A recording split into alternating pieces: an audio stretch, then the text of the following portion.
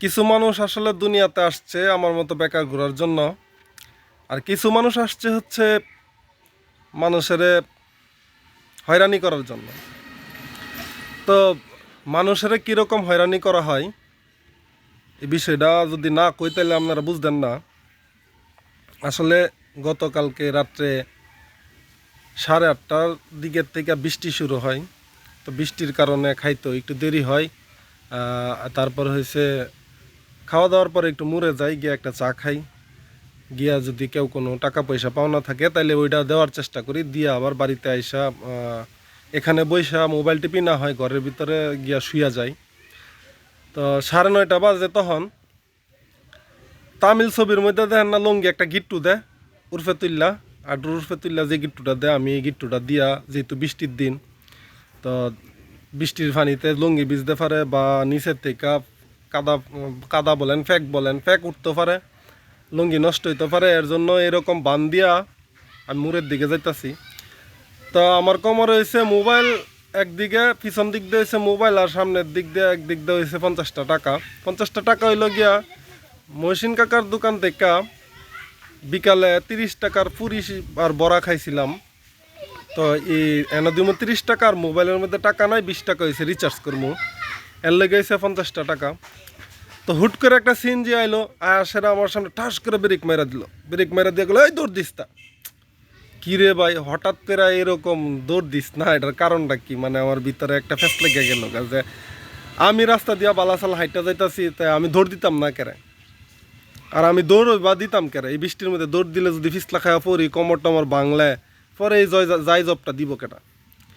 পরে মনে করেন খারইলাম, খারণের পরে দুইটা লোক সিএনজির ভিতরতে নামলো, একদম আমার মতোই গেঞ্জি টেঞ্জি পরা, কিন্তু আমি লুঙ্গি পরা ছিলাম, হেরা হয়েছে ফ্যান পরা। তো ফ্যান ফিন্দা নামছে, নাইমাসেরা একদম সাধারণ মানুষের মতো আমার কমড়ো চমড়া হাতানি শুরু করছে। হাতাটাতে পাইলো কি আমার মোবাইল আর 50টা টাকা, দুনোটা হেরা হাত লই আসাইরা মোবাইলের পাওয়ার বাটনটার মধ্যে টিপ দিছে, আমার ছবিটা আইসে আসাইরা আমার চেহারার দিকে মোবাইলের একটা ফ্লাশ ধরলো, মানে মোবাইলেরও লাইট ধরলো, দইরা সেরা ছবিটার লগে মিলাই দেখলো এটা আমি ওই। এরপর কেছে মোবাইল কিটা তোর?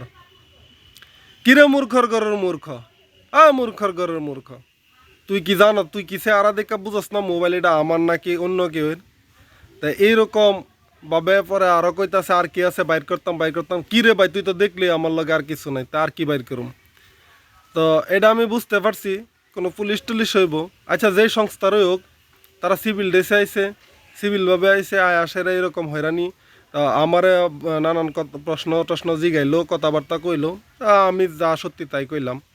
কোয়ার পরে কইতাছে লুঙ্গি এমনে বানছি কেরে, এইটা আমার দোষ। আমার আমার বাপ দাদার গ্রাম, আমার বাপ দাদার সব কিছু, আমি যদি লুঙ্গি এমনে না বাইন্দা আটতাম পারি, তে ভাই কেডা আটবো?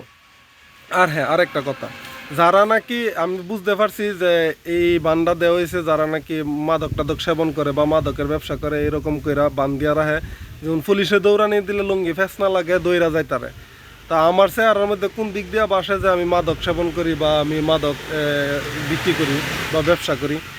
তো এরকম হয়রানি যারা করেন ভাই, তাদের একটা কথাই বলবো যে মোবাইলের মধ্যে ছবি দেখা যদি মোবাইল না চিনেন যে আসলে মোবাইলটা কার, তাইলে মনে করেন আপনারা এইসব কইরেন না, এইসব চাকরি ছাইরা দেন, এইসব ডিউটি ছাইরা দেন। আর এরকমভাবে সাধারণ পাবলিকরা হয়রানি করবেন না। এর থেকে মানুষ বিভ্রান্ত হয়, এর থেকে মানুষের মনটা ছোটো হয়ে যায়, এর থেকে মানুষ কষ্ট পায়।